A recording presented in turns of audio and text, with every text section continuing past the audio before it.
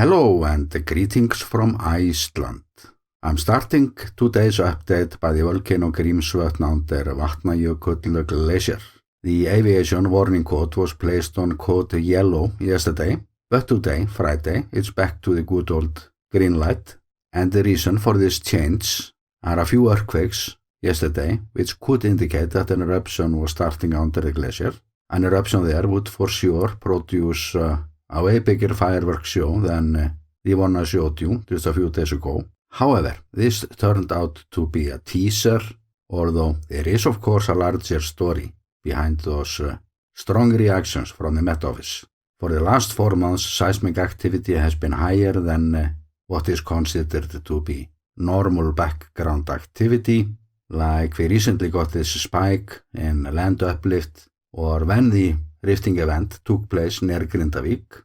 Then the land seemed to subside again, and since the beginning of December, water has been flowing from the lakes above the caldera, so it's something cooking there. But due to GPS equipment failure, it has not been possible to measure any changes for a few weeks now, and we need to bear in mind that there is a close relation between Grímsvotn and Bárðarbunga, those huge volcanic systems, and Bárðarbunga is literally Iceland's hotspot, or above the mantle plume. And Professor Þorvaldur Þórðarson, he has often been mentioning that increased activity in the mantle plume is affecting the Reykjanes Peninsula. That is far away. Every now and then I've mentioned that after large earthquakes in Bárðarbunga, I tend to see increased seismic activity on the peninsula. So this has something to do with the magma grid under Iceland, and I would for sure like to understand it better. But what we know is that the last eruption in Grímsvotn occurred in 2011. The activity appears cyclical.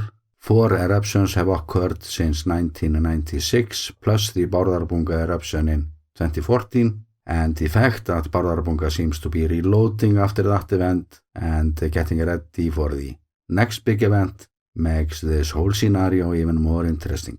So we have every reason to be on the lookout for earthquakes around there, although this turned out to be a false alarm yesterday. And let's talk about the Reykjanes Peninsula now, where many have been looking at the webcams, waiting for something to happen. And we just got a new report this afternoon. The speed of the land uplift has decreased even more, most likely indicating that the magma chamber is now pressurizing, and we could be only hours away from the next eruption.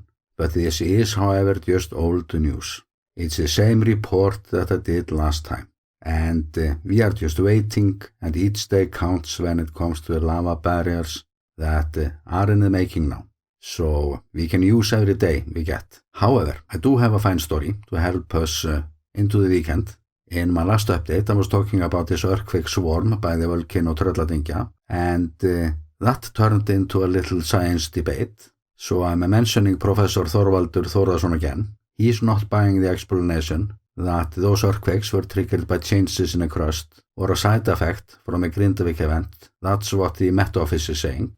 And I found that to be pleasant news, since I was saying in my last report that it's something more cooking down there. And it's just my guess from watching the seismometers for years. It's just been so much unrest around there. But the Met Office was saying this morning that there is a known fracture that runs through the volcano, and there is seismic unrest on it from time to time. The Met Office has very good data to work with. But I think that this is a part of something that has been going on for at least 18 months. So I would like to find a time to make a time lapse covering the earthquakes, but it's very time consuming since I have to do it through screenshots, so I hope I will find some time to do it soon. And there is more to the story, since Professor Þórðarson has been doing a great job when it comes to looking into the future and make people think where this is leading us, like for security. And the Grímsvotn volcanic system that stretches into the capital is a hot potato for many reasons, although it is a system that we should be talking about, and we have to be aware of facts like lava has flowed through the capital area several times, and could of course do so again, although it's an unlikely scenario, or should I rather say that it was an unlikely scenario.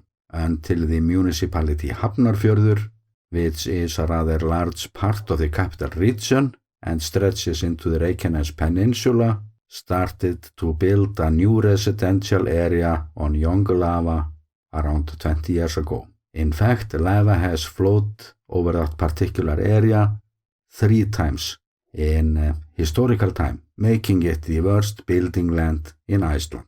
And the municipality decided to sell this building land rather cheap, and in this case they are stacking the people up in boxes next door to a high voltage power line leading to a nearby aluminium smelter, and in the background we have the plate boundaries with some mighty powerful volcano systems.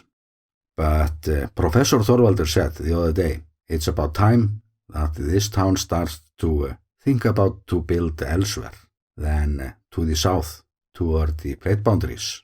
And the town's reaction was complete defense mode. They were speaking like a professor didn't have a clue about what he's talking about. And after those recent earthquakes in the Trölladyngja volcano, another professor, Mr. Ármann Höskuldsson, stepped in, saying it's maybe time to make lava barriers by this town or after we are done with Grindavík. And that's a bit sarcastic because the district isn't even fully built, but he has a point there, of course. He's indicating that the next system that will wake up on the Reykjanes Peninsula will be the huge Grímsvotn system, but there are in fact 2 volcanic systems capable of sending lava over this district. And when this building project started around 20 years ago, there were already voices back then saying, this is not right, and I agree. So there are many stories coming from this, and as for my channel, I have little by little been filming all volcanic systems around the city, fissure vent systems and shield volcanoes, everything that could tease us in future. And the original plan was to make it into one video, but the story keeps changing, like the risk assessment every day now, and the volcano updates are a full-time job for me from time to time. So I might do this volcano overview in several short episodes, but not one long video, because it's way easier for my workflow. And I will actually talk more about my workflow soon, or my plans for 2024, because it's plenty to come. And with that, I'm sending you best regards from the volcano island, Iceland.